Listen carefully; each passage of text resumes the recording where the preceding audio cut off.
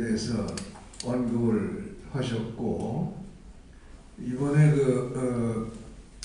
8.15 경축사에서 윤 대통령이 언급한 통일관계 언급 내용이 사실은 조금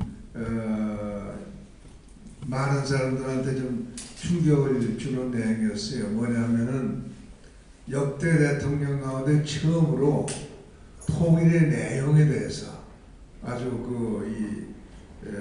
특히 이제 보수적인 입장에 있는 분들이 아주 귀를 반짝 열게끔 만드는 대목이 있었죠. 말하자면 통일의 내용을 역대 대통령들이 그렇게 언급을 잘 안 했는데, 통일이 뭐냐? 자유와 번영을 북한 주민들에게 가져다 주는 것이다.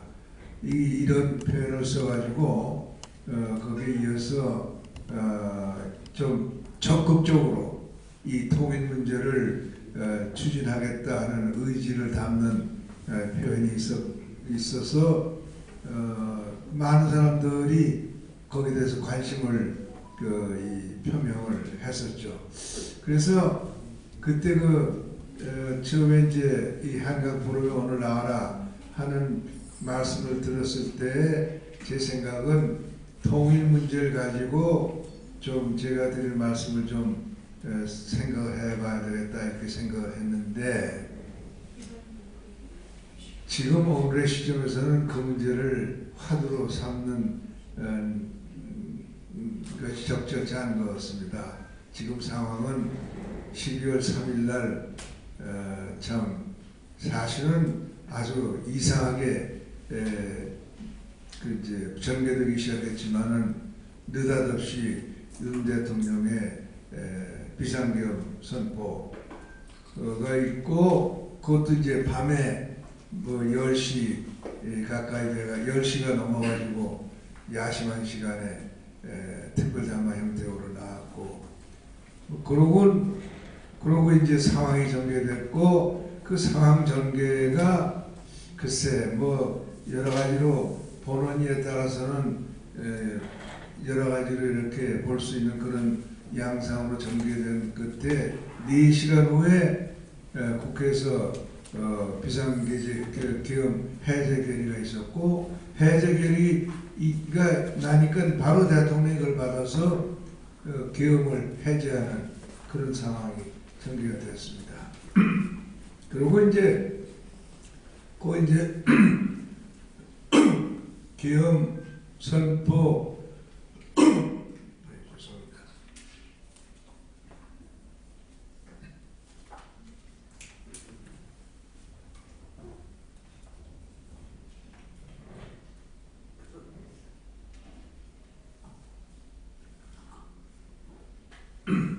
계엄 선포된 시간은 불과 4시간이었고, 사실 계엄으로 이루어진 일이 거의 없었죠. 이제 모두 아시다시피 텔레비 화면상으로 특전단 병사들이 국회에 와가지고 이제 좀 여러 가지 장면을 연출했는데, 그 연출된 장면 가운데서 가령 여러분이 여러 각도로 보신 분들이 계시겠지만은, 가령 저 같은 사람의 경우는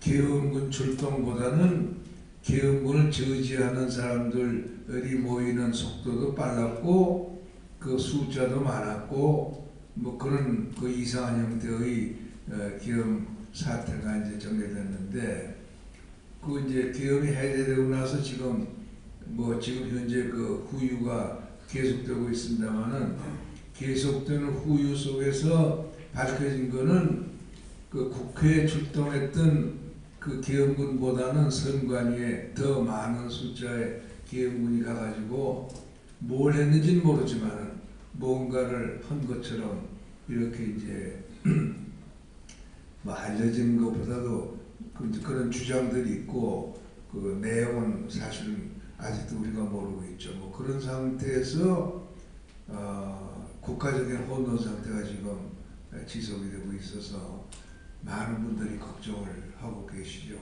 그래서 이 상황을 글쎄 용서하시면은 제가 보는 대로 잠깐 정리를 해드리는 것으로 오늘 제가 말씀드리는 그 내용을 가름할까 그렇게 생각하는데 용서하신다면 그렇게 하겠습니다.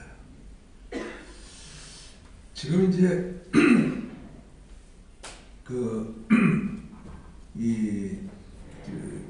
뭐 비상계엄을 왜 나왔느냐 하는 데 대해서는 비상계엄이 해제된 뒤에 윤 대통령이 두 번째 설명을 한 일이 있어서 윤 대통령의 입장에서 그 계엄을 선포한 이유와 또 그 선포한 내용은 사실 어느 정도 이제 우리가 알고 있습니다.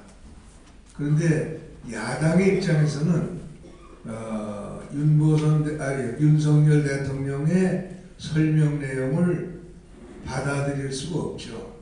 받아들일 수가 없으니까 야당 입장에서의 그 비상계엄 선포를 자기네들대로 말하자면 정의해서 지금 굉장한 탄핵 파동을 지금 연출하고 있습니다.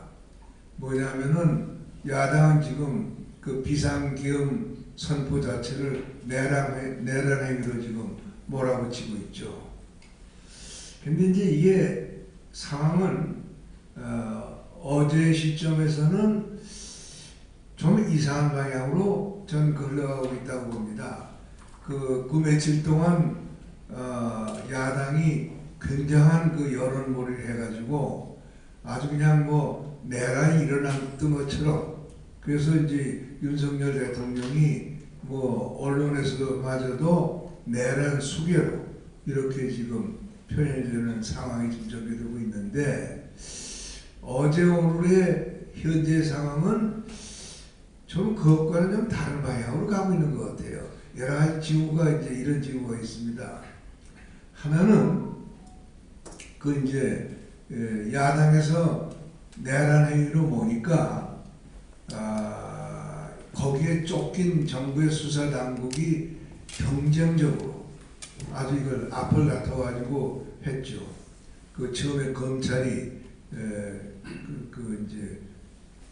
수사본을 맡고 공수본을 만들어서 했고 그 다음에 이제 그렇게 되니까 여론에서 검찰은 내란을 다룰 법적 권한이 없다. 뭐 오늘 해가지고 말이 많고 그러니까 경찰에서 또 특수본을 만들어가지고 지금 하고 있고 그렇게 되니까 공수처에서 이거는 우리가 해야 되겠다 해가지고 경쟁이 벌어지고 그 경쟁이 벌어지더니 어제부터는 좀 이상한 흐름이 있어요. 왜냐하면은 검찰하고 경찰이 이걸 포기하고 공수처에 지금 넘기려고 하는 지금 현상이 벌어지고 있습니다. 이게 뭘 말하느냐? 이것은 이제 가령 저만 그렇게 보는 건 아니겠지만은 제가 보기에는 여러 가지 법적으로 봐서 이번 계엄 사태를 내란 행위로 몰아붙이는데 법적으로 많은 문제가 있는 것 같아요. 문제가 있으니까 검찰하고 경찰이 소위 그 주관 자체가 애매모호한 상태에서 손을 대보니까 앞으로 이걸 끌어가는데 굉장히 애로가 있겠다 싶으니까 손절을 하는 현상이 지금 벌어지고 있고 사실 이제 공수처는 공수처법을 제가 좀 어제부터 좀 뒤져봤습니다만 공수처에는 내란죄를 다룰 권한이 없어요. 공수처에 그 공수처가 다루는 죄명이 쭉 나뉘어져 있는데 이제 내란이라는 것은 그 형법 97조, 형법 87조, 그 다음에 형법 91조 이걸 가지고 이제 해야 되는 건데 이 공수처법에는 그 법 조문이 열거가 안 돼 있어요. 여러 열거한 이제 다루는 죄목에 포함이 안 됐기 때문에 과연 공수처가 또 내란죄를 다룰 수 있느냐 하는 것이 이제 앞으로 그 실제로 공수처가 이제 그 수사를 시작하는 하면은 이거 가지고 많은 논란이 있을 것 같고, 또 공수처가 여러분 그동안에 지난 3년 동안의 공수처의 그 행적을 봤지만은 공수처가 이런 중대 사건을 첫째 다룰 수 있는 내부의 능력이 있느냐 뿐만 아니라 지금 내란죄가 윤석열 대통령 한 분에 그친 게 아니고 지금 이제 그 동원됐던 군 지휘관들을 포함해서 여러 사람을 연루시키려고 그러니까 굉장히 범죄가 커진단 말이죠. 그걸 지금 공수처에 아주 제한된 능력 가지고 다룰 수 있냐 해서 제가 이제 이 말씀을 드리는 것은 이 비상계엄에 대한 내란 죄목의 수사가 굉장히 교착되고 답보할 가능성이 있다. 이제 그것이 이제 지금 드러나는 상황 중에 하나고, 두 번째로는 이게 이제 우리나라가 지금 이번에 윤석열 대통령의 비상계엄은 이제 비상계엄 발표할 때부터 그런 얘기를 했지만은 이제 몇 가지 윤 대통령이 걸었던 이제 문제가 있단 말이죠. 하나는 선거 부정이고, 또 하나는 이 소위 국가 반국가 사법. 그러니까 나중에 그걸 두 번째 말씀할 때는 좀 보완해서 말씀했지만은 북한이나 중국과 관련된 반국가 사범들에 의한 이 국헌 문란 행위를 걸었기 때문에 그 차원에서 국제적으로 관심들이 생기고 있어요. 왜 관심이 생기고 있냐면 지금 국제 정세가 아시다시피 우크라이나 전쟁, 그리고 그 다음에 이제 대만 사태 등등으로 해가지고 과거에 이제 냉전이 아직까지 지속되고 있는지 아닌지에 대해서는 많은 설왕설래가 있지만은 미국하고 러시아, 중국하고의 관계가 굉장히 심각한 상태로 지금 접어들고 있고, 그 차원에서 미국과 북한 간의 관계도 여러 가지로 지금 긴장을 불러일으키는 요소가 되어 있어서 지금 트럼프 대통령의 취임을 앞두고 이 문제가 사실은 좀 밖에는 노출이 안 되지만은 굉장히 안으로는 여러 곳에서 고민의 하나의 감자덩어리로 등장하고 있는데, 이번에 윤 대통령이 비상계엄을 선포한 배경에는 바로 크게는 러시아, 중국, 가까이는 이제 북한이 관련된 이 국가 안보 문제가 이 바닥에 깔려 있는 것이 아니냐 하는 데 대한 미국 사람들의 관심이 굉장히 증폭되고 있어요. 그래서 이제 엊그제부터 미국의 이제 언론에 나오는 글들도 보고, 또 트럼프가 움직이는 걸 보면은 분명히 그걸 의식하고 있음이 틀림없어서 거기다가 섭에다 불을 지르는 일이 생겼죠. 이 민주당이 1차 탄핵 소추할 때 탄핵 소추 이유의 하나로 윤석열 정권이 한미동맹과 한미일 이 안보 협력에 아주 경도돼 가지고 말하자면 전쟁을 유발시킬 수 있는 위험한 그런 대북 정책을 추진했다. 그것도 탄핵 사유의 하나로 꼽았단 말이죠. 그거는 지금 미국으로서는 굉장히 걱정을 하게 만드는 요소이기 때문에 지금 이제 굉장히 아직 표현은 안 된, 지금 벌써 몇 사람들이 그 문제가 이제 공개적으로 거론하고 있고, 이제 그 문제를 가지고 이제 미국에서 민주당을 하고 연계되어 있는 사람들이 민주당 쪽에다가 당신네도 그 잘못 건드렸다 하는 얘기를 하고 있는 것 같아요. 그래가지고 이번 탄핵 2차 소추할 때는 그 문제가 빠졌거든요. 빠졌다는 게 굉장히 의미가 있죠.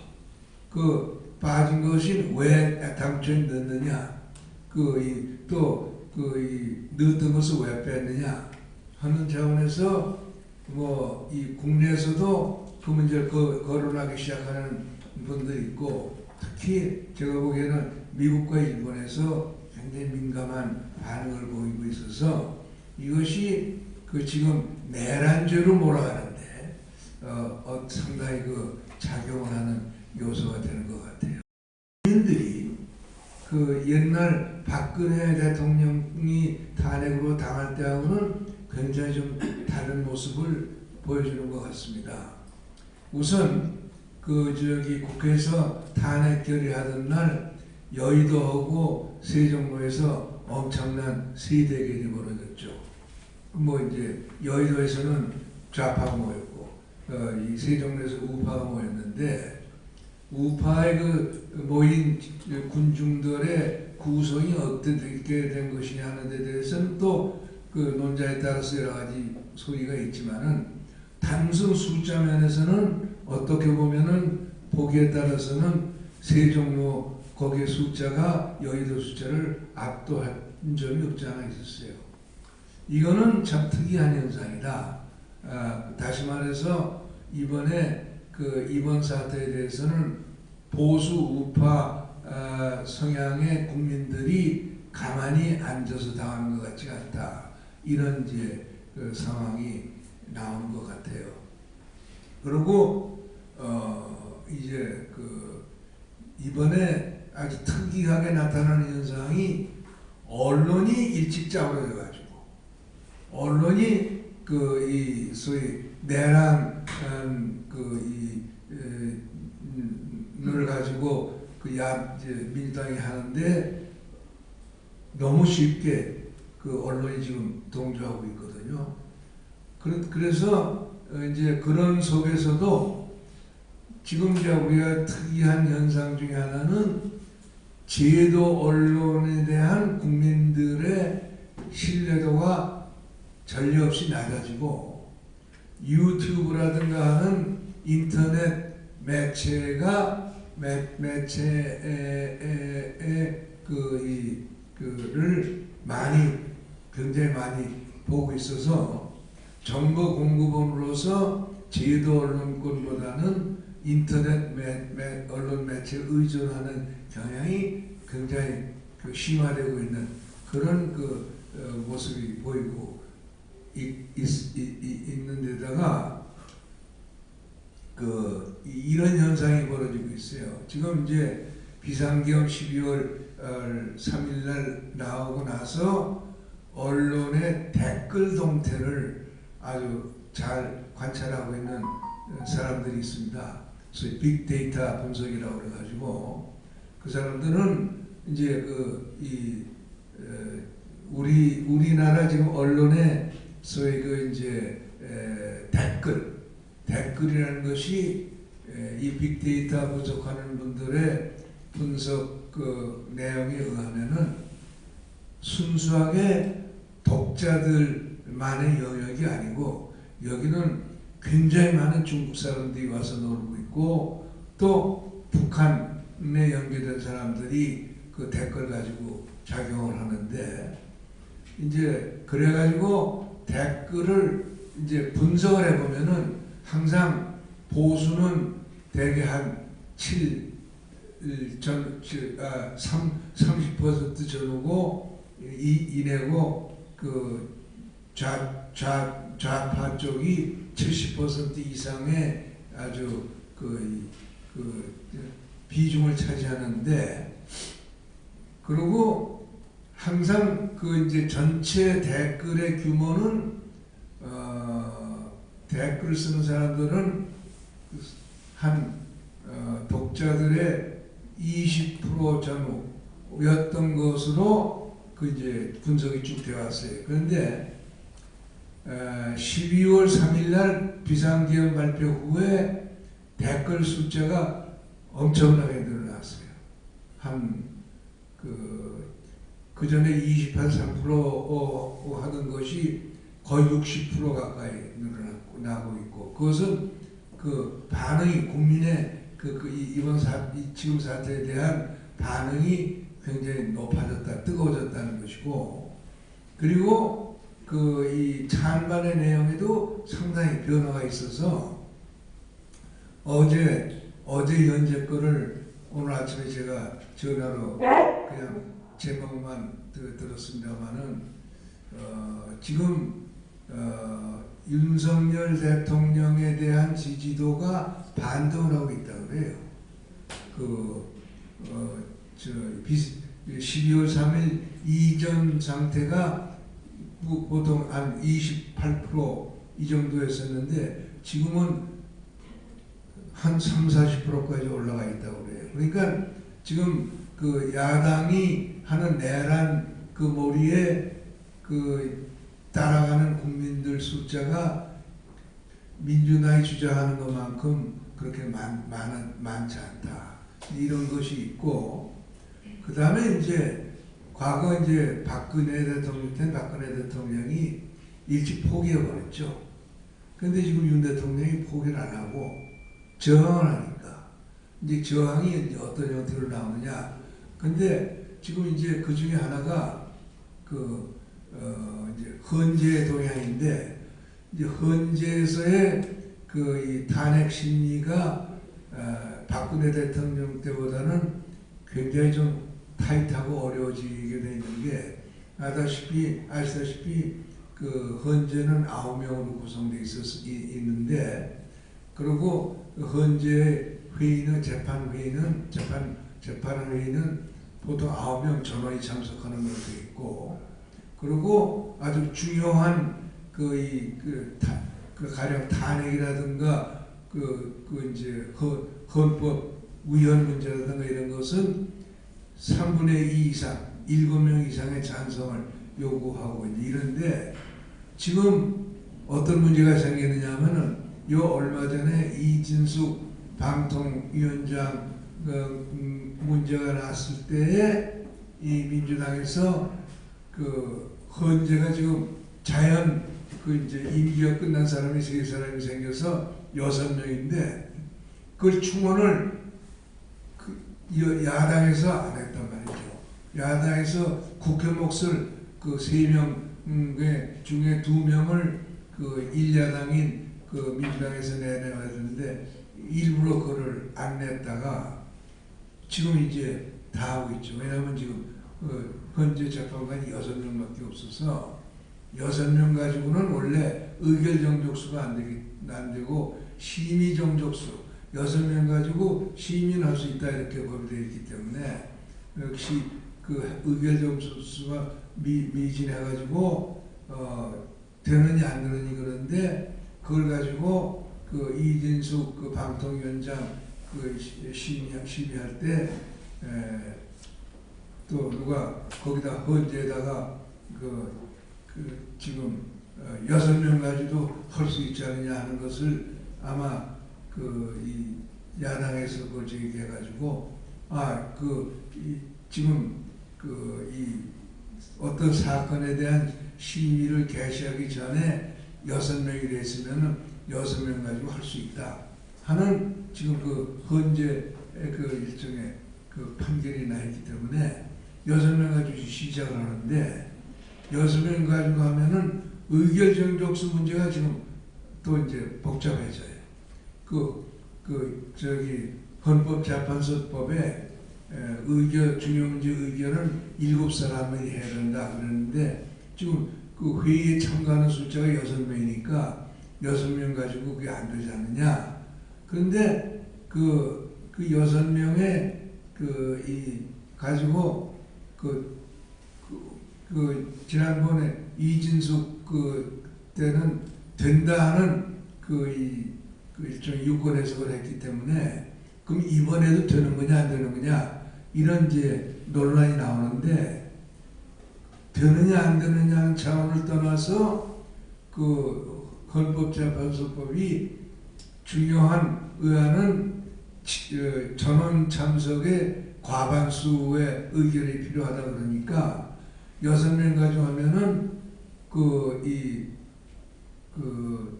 아마 2명 이상의 1명의 반대가 나와도 각인이 안 되는 모양이에요.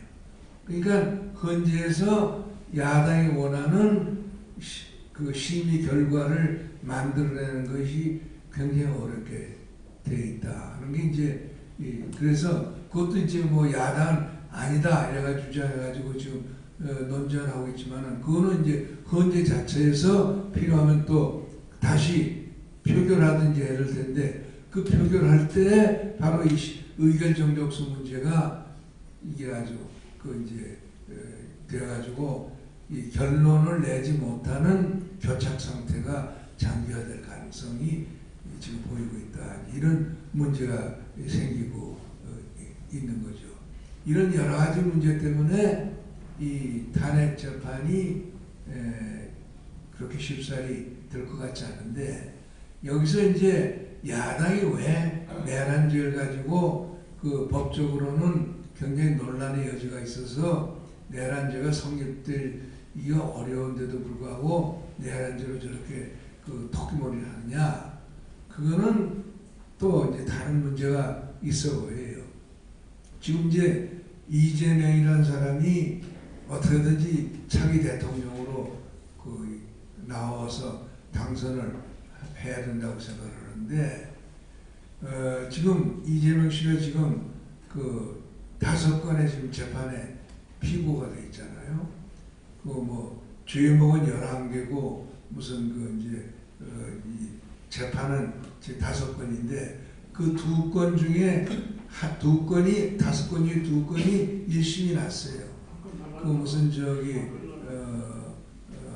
무슨 교사 위증 교사죄인가 하는 것은 1심에서 무죄 판결이 났고 선거법 위반 이제 거짓말한 것 이것은 징역 1년에 집행유예 2년이 났으니까 이것은 이 5건의 재판 중에서 어느 한 죄목으로든지 1년 이상의 징역이 나오면은 우선 국회에서 쫓겨나고 다음 5년 동안 출마 자격이 박탈당하니까 이재명으로서는 지금 발등에 불이 붙어 있는 상태입니다. 그리고 게다가 이제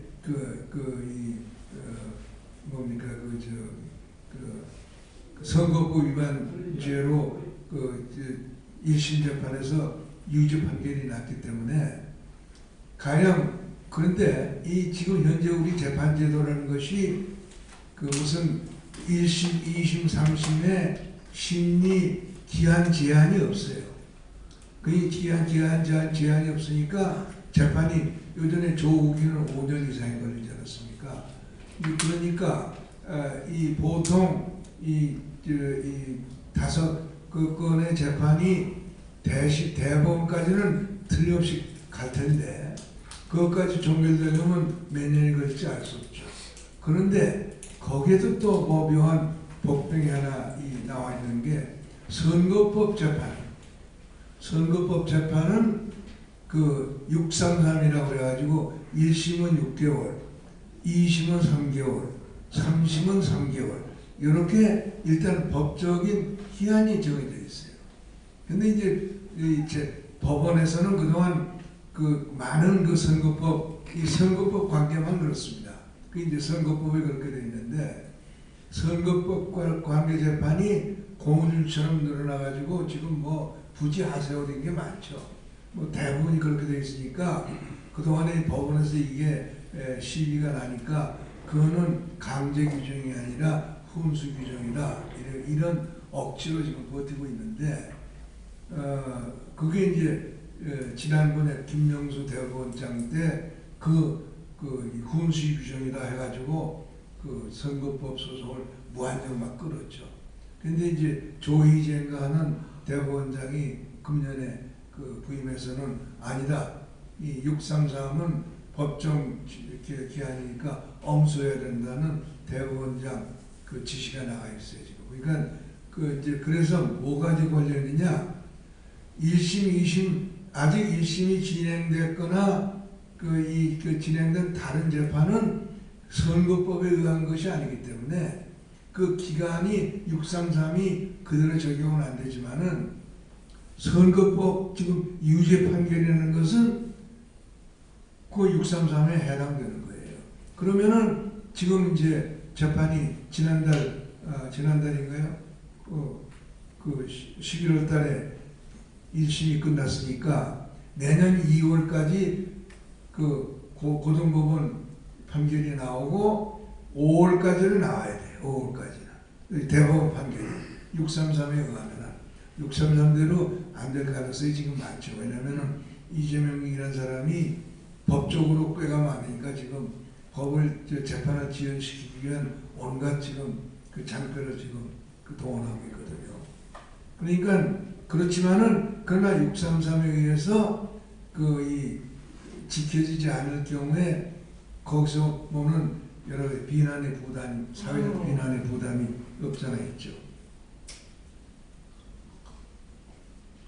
그래서 지금 이재명이라는 사람의 입장에서는